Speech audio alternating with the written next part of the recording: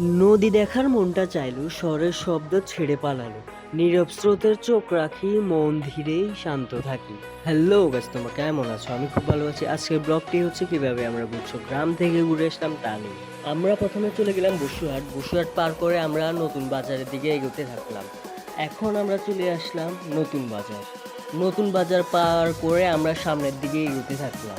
আমরা একটু সকাল করে বের হয়েছিলাম সকালের পরিবেশটা এনজয় করার জন্য। এখন আমরা যাইতেছি ফেশকার হাটের দিকে। যেতে যেতে তোমাদের একটা কথা বলে দিচ্ছি যে আমার ব্লগগুলো যদি তোমাদের ভালো লাগে তাহলে লাইক, কমেন্ট অ্যান্ড শেয়ার করে দিও আর চ্যানেলটা সাবস্ক্রাইব করে দিও। এখন আমরা চলে আসলাম ফেশকার হাট। ফেশকার হাট বাজারের দিকে সোজা গিয়ে আমরা বায়ে মোড়ে যাব। এখন আমরা সামনে ঈদের নামাজ পড়া যায়, পাশের রোডটা দিয়ে সামনে এগোতে থাকবো। এই রোড দিয়ে আমরা সোজা চলে যাব। এখানে চারপাশটা পুরো কুয়াশায় ভরা। ক্যামেরায় অত ধরা পড়ছে না, কিন্তু এখানে জায়গাটা অনেক কুয়াশায় ভরা। এই রোড দিয়ে গিয়ে আমরা ফেনী সোনাগাজী যাওয়ার বড় রাস্তায় গিয়ে উঠবো। চলে আসলাম বড় রোডে। এখন আমরা এই রোড ধরে সোজা চলে যাব। আর কিছু রাস্তা বাকি, তারপর আমরা গুচ্ছগ্রাম নদীর সামনে গিয়ে দাঁড়াবো। এখানে তোমরা ভিডিওটিতে like, comment, share and subscribe করে দিও। চলে আসলাম গুচ্ছগ্রাম নদীর সামনে। গুচ্ছগ্রামে সকালবেলায় আলাদা একটা সৌন্দর্য ফিল করা যায়।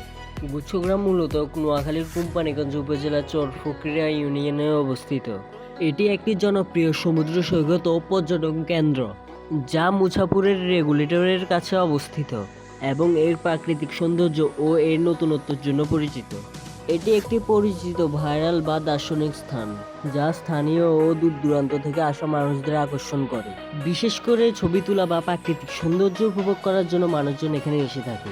এই জায়গার নাম গুচ্ছগ্রাম হওয়ার কারণ হচ্ছে 1970 সালে প্রলয়কারী জলোচ্ছ্বাস এবং পরবর্তী সময়ে নদ নদী ভাঙনে ভিটে মাটি হারানো ভূমিহীন ও দুস্থ পরিবারগুলোকে একটি নির্দিষ্ট এলাকায় সীমাবদ্ধভাবে ঘর তৈরি করে পুনর্বাসন করা হয়।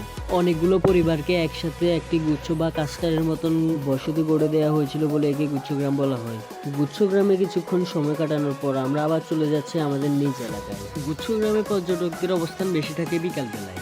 এই জন্যই আমরা সকালে এসেছি, যাতে এখানের খালি পরিবেশটা এনজয় করতে পারি। বর্তমানে কোম্পানিগঞ্জের গুচ্ছগ্রাম এলাকাটি তার প্রাকৃতিক সৌন্দর্য ও সমুদ্র সৈকতের কারণে পর্যটকদের কাছে একটি জনপ্রিয় ও আকর্ষণীয় স্থান হিসাবে পরিণত হয়েছে।